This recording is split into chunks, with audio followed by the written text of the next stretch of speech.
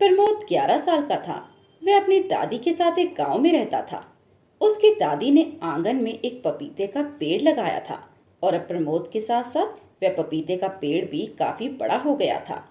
लेकिन प्रमोद देखता है कि उसके आसपास जितने भी पपीते के पेड़ थे उन सब पर पपीता आ रहा था, लेकिन उस पेड़ पर कभी पपीता नहीं आता था।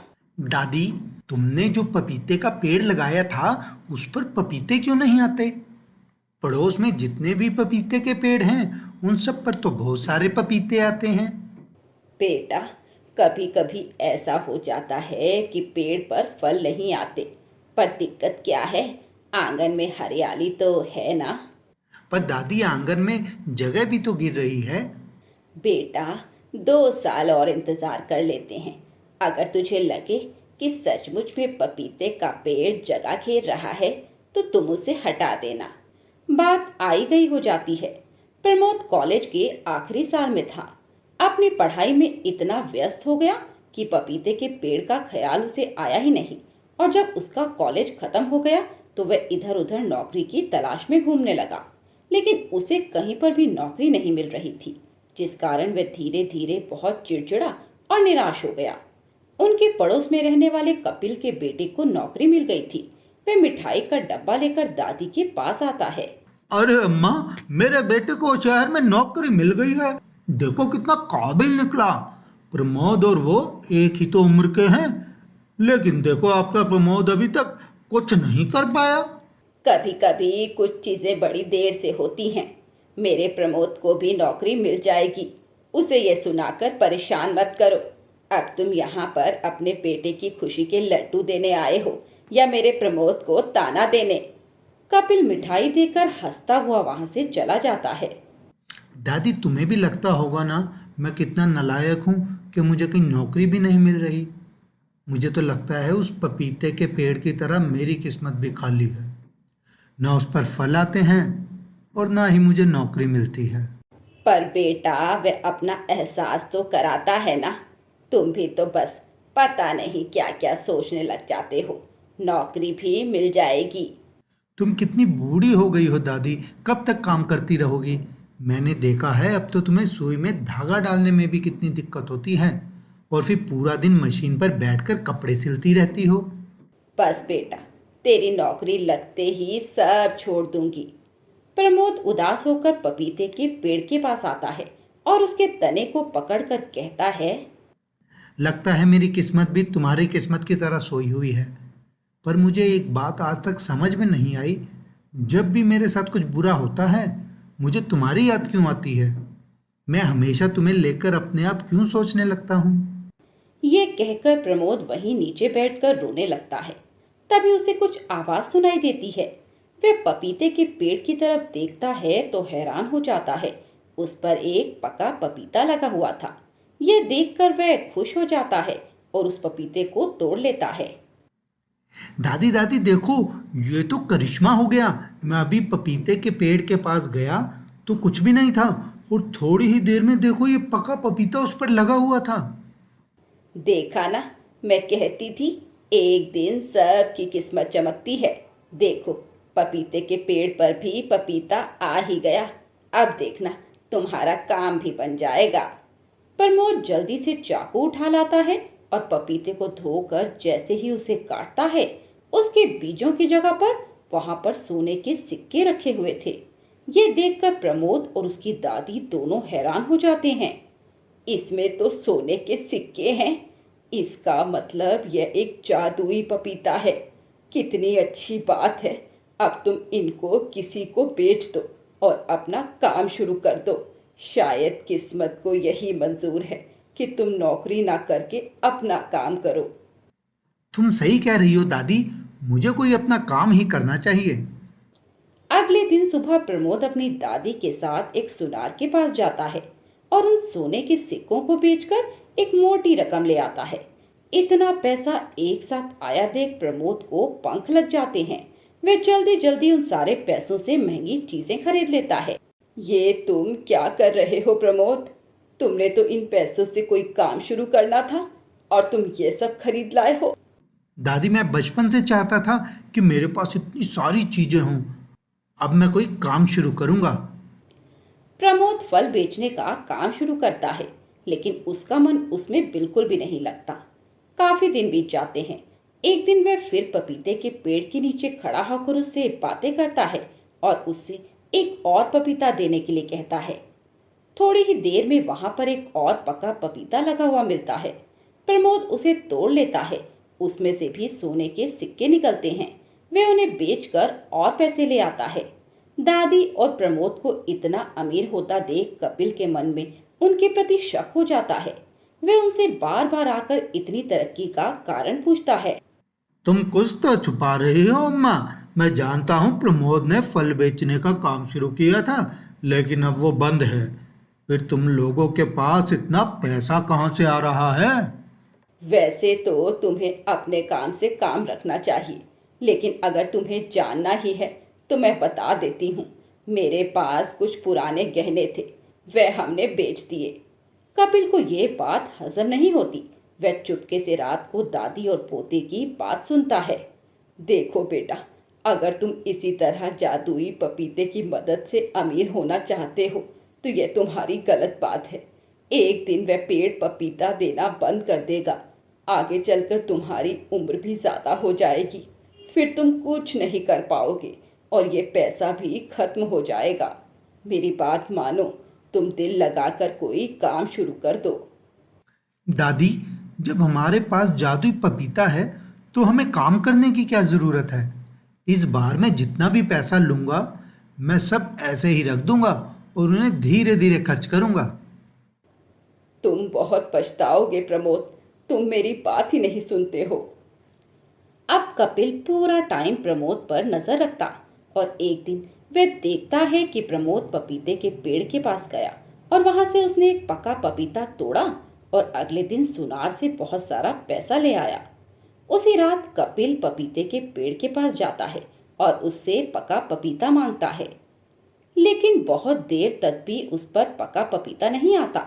तब वह गुस्से में उस पेड़ को काट कर फेंक देता है। अगले दिन सुबह जब प्रमोद देखता है कि वहां पपीते का पेड़ नहीं है तो वह बहुत दुखी होता है। लगता है किसी ने पेड़ को काट दिया है बेटा। अब तुम्हारे पास जितना पैसा है तुम इसी में ही कुछ ना कुछ करने की कोशिश करो, वरना यह सब पैसा भी खत्म हो जाएगा और अब तो पपीते का पेड़ भी नहीं है। हाँ दादी, तुम सही कह रही हो। अब तो ज़्यादा पपीता भी नहीं है और मुझे इन्हीं पैसों से काम करना होगा। दादी घर से बाहर जाती है और उस पपीते के पेड़ को ढूंढने लगती है। काफी दूर जाने पर उन्हें वह पपीते का पेड़ गिरा हुआ मिलता है। वह पूरी हिम्मत के साथ उसे पपीते के पेड़ को उठाकर अपने घर के पीछे लगा देती है। तुम भी सोच रहे होगे कि मैंने तुम्हें यहाँ पीछे क्यों लगाया है, अंदर क्यों नहीं लगाया। तुम्हारा दिया हुआ जादुई पपीता मेरे पोते के लिए अभिशाप बन गया है। वह कुछ करना नहीं चाहता, इसीलिए तुम उसके आगे ना रहो, यही अच्छा है। प्रमोद इन पैसों से काम शुरू करता है, लेकिन फिर उसका मन काम में नहीं लगता। उधर दादी की देखभाल से वह पपीते का पेड़ वापस से हरा भरा हो जाता है। धीरे धीरे प्रमोद सारा पैसा भी खर्च कर देता है। फिर वह घर के उस सामान को बेचना शुरू कर देता है जो उसने खरीदा था। धीरे धीरे करके वह वापस एक गरीब बन जाता है। दादी, ये मैंने क्या कर दिया? सारे पैसे खत्म हो गए, सारा सामान बिक गया। अब मैं क्या करूं? बेटा, एक कहावत है कि कुत्ते को घी हजम नहीं होता, क्योंकि वह उसे पचाने के लिए मेहनत ही नहीं करता, और तुमने भी वही सब किया। अब मैं कुछ नहीं कर सकती। मैं अब बहुत बूढ़ी हो गई हूँ, काम भी नहीं कर पाऊंगी। हो सकता है 1-2 साल में मर भी जाऊं, पर उसके बाद तुम्हारा क्या होगा। अब प्रमोद को बड़ी चिंता होने लगी। पढ़ने लिखने के बाद भी वह नौकरी नहीं कर रहा था और कोई काम उसने किया ही नहीं। अपनी हालत देखकर उसकी आंखें खुल जाती हैं और वह मेहनत मजदूरी करने लगता है। और जैसे ही उसे पहली तनख्वाह मिलती है वह बहुत खुश होता है और रोते रोते अपनी दादी से कहता है। दादी देखो, ये मेरी मेहनत का पैसा है और इसकी कीमत मुझे पता चल गई है। तुम्हें पता है, आज जब मैं घर आ रहा था तो मुझसे 1 रुपए के गिलास का पानी भी नहीं खरीदा गया। मैंने सोचा घर है ही कितनी दूर, घर जाकर पी लूंगा। बस बेटा, मैं यही चाहती थी कि तुम्हें पता चले कि मेहनत क्या होती है, उसका फल क्या होता है। सोचो, अगर तुम्हें वापस से वह जादुई पपीता मिल जाए तो तुम क्या करोगे? ऐसा होगा तो नहीं, लेकिन अगर ऐसा हुआ तो इस बार मैं कोई गलती नहीं करूंगा। जितना पैसा मुझे मिलेगा उसे बढ़ाने की कोशिश करूंगा। कसम से दादी, मुझे पता चल गया है कि पैसे की क्या कीमत है। दादी उसके सर पर हाथ फेरती है। अगले दिन सुबह प्रमोद का जन्मदिन था। दादी घर के पीछे जाती है और पपीते के पेड़ से पपीता मांगती है। तभी वहां पर एक पका पपीता आ जाता है। दादी उसे लेकर आती है और प्रमोद को देते हुए कहती है, यह तुम्हारे जन्मदिन का तोहफा है बेटा। ये भी जादुई पपीता है, लेकिन इस बार तुम्हें पता है ना कि तुम्हें क्या करना है? प्रमोद बहुत खुश होता है। फिर वह जादुई पपीते से मिले हुए सोने के सिक्कों को बेचकर बहुत सारा पैसा लेकर आता है और उससे अपना एक व्यापार शुरू करता है, जिसमें वह बहुत दिल जान से मेहनत करता है और थोड़े ही दिनों में वह उन पैसों में और भी बढ़ोतरी कर देता है। यह हुई ना बात। बेटा, तुमने उस जादुई पपीते का सही इस्तेमाल किया है। पर दादी, वह तो आंगन में था ही नहीं। फिर तुम्हें ये जादुई पपीता कहाँ से मिला? फिर दादी उसे बता देती है कि वह पेड़ तो घर के पीछे लगा हुआ है। नहीं दादी, इस बार मैं लालच में नहीं आऊंगा। मैं अपनी मेहनत के पैसों से ही अपने जीवन का गुजारा करूंगा। और प्रमोद की बात सुनकर दादी और प्रमोद गले लग जाते हैं। एक गांव में एक किसान मदन मोहन रहता था। वो बेहद गरीब था और उसके परिवार में उसकी पत्नी और 2 बच्चे थे। वो अपने खेतों में बहुत मेहनत करता था, लेकिन जब सब्जी उगने की बारी आती तो जमीन पर सिर्फ 2-4 सब्जी के सिवा और कुछ दिखाई नहीं देता।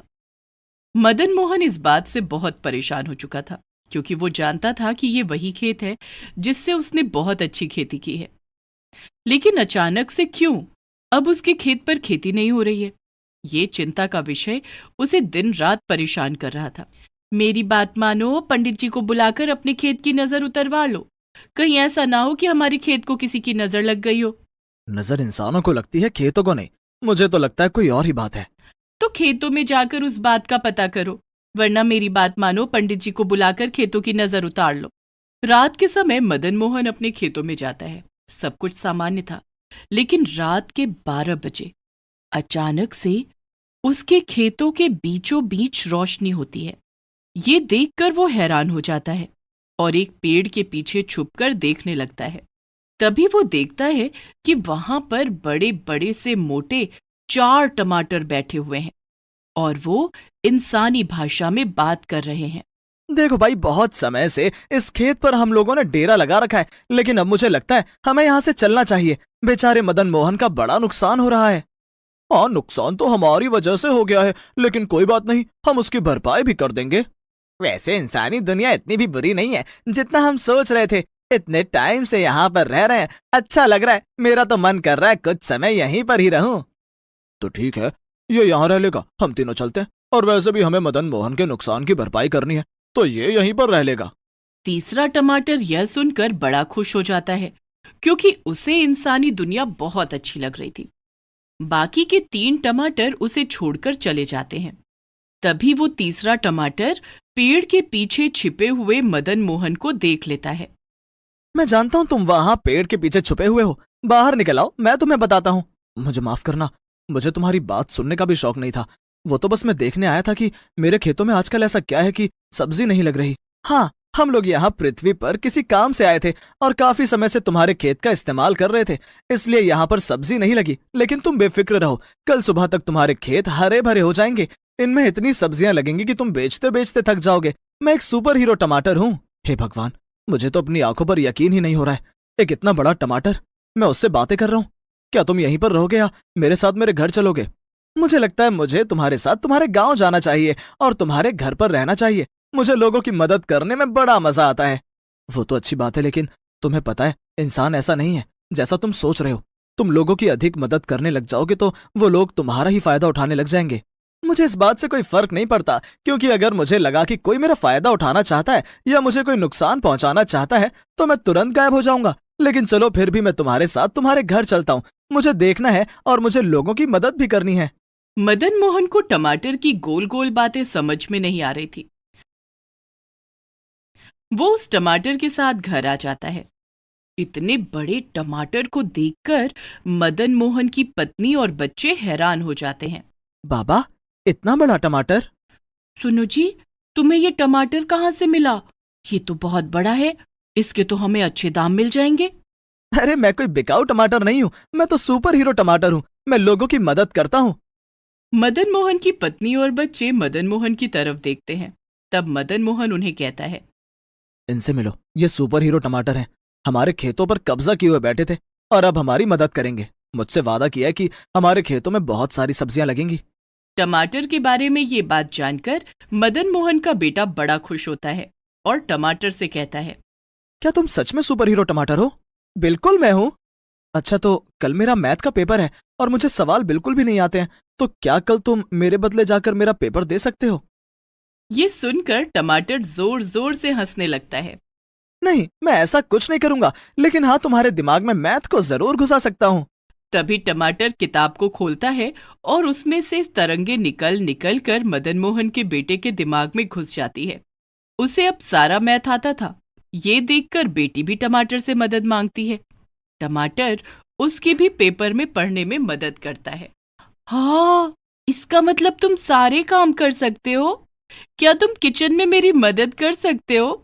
तभी किचन में उठापटक की आवाजें आनी शुरू होती हैं और थोड़ी ही देर में सारा किचन सेट हो जाता है और बढ़िया खाना भी तैयार हो जाता है। ये देखकर सारा परिवार खुश होता है।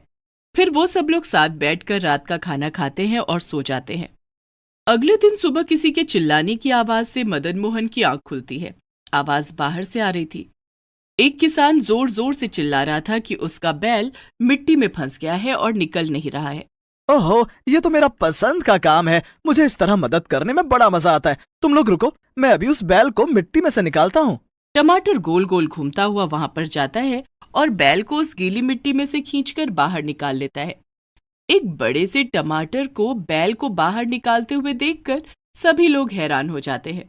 फिर मदन मोहन को सारे गांव को बताना पड़ता है कि ये सुपर हीरो टमाटर है और लोगों की मदद के लिए आया है। ये सुनकर गांव के दो चोर राजू और सोनू उस टमाटर को चुराने की बात सोचने लगते हैं। तुमने देखा मदन मोहन के पास सुपर हीरो टमाटर है। अगर वो हमें मिल जाए तो सोचो हम कितनी बड़ी बड़ी चोरियां कर सकते हैं और एक ही दिन में बहुत अमीर हो सकते हैं। क्या बात है भाई, मेरा दिमाग भी यही सोच रहा था। हम दोनों एक जैसा सोचते हैं तभी चोरियां भी एक जैसी करते हैं। तो ठीक है, आज रात हम लोग मदन मोहन के घर जाकर उस टमाटर को उठा लेंगे। रात को मदन मोहन का परिवार गहरी नींद में सो रहा था। टमाटर भी एक बड़ी सी चारपाई पर आंखें बंद कर लेटा हुआ था कि तभी उसे आहट सुनाई देती है और वो देखता है कि पीछे वाले दरवाजे से दो आदमी अंदर आ रहे हैं। लगता है ये लोग यहाँ पर चोरी करने के इरादे से आए हैं, लेकिन क्या चुराना चाहते हैं? तभी वो दोनों टमाटर के पास आ जाते हैं और टमाटर को उठाने लगते हैं। टमाटर समझ जाता है कि वो उसे चोरी करने आए हैं और वो अपने वजन को इतना भारी बना लेता है कि उन दोनों चोरों से वो उठता ही नहीं है। लगता है तुम दोनों थक गए हो। क्या मैं तुम्हारी थोड़ी मदद करूं? हम तो तुम्हें चुराने आए थे, अब तुम हमारी मदद क्या करोगे? मैं तुम दोनों को इस गांव से दूसरे गांव में फेंक देता हूं ताकि तुम फिर कभी चोरी ना कर सको। ये सुनकर वो दोनों शोर मचाकर वहां से भागने लगते हैं। मदन मोहन का परिवार भी उठ जाता है। वो देखते हैं कि राजू और सोनू चोरी करने के लिए आए हैं। तब टमाटर उन दोनों को गोल गोल घुमाकर गांव से बाहर फेंक देता है। देखा, मैंने कहा था ना, लोग बाग तुम्हें ही उठाने के लिए आ जाएंगे। तुम मेरी चिंता बिल्कुल मत करो, आराम से सो। कल तुम्हारे खेतों में बहुत सारी सब्जियां लगने वाली हैं, तुम्हें बाजार में उन्हें बेचने भी जाना है। अगले दिन सुबह मदन मोहन अपने खेतों में जाता है तो खुश हो जाता है। उसका पूरा खेत सब्जियों से भरा हुआ था। इतनी सारी सब्जियां तो मैंने अपनी जिंदगी में भी नहीं देखी हैं। अब तुम मेरी मदद करो। इतनी सारी सब्जी मंडी तक कैसे जाएगी? अभी देखो।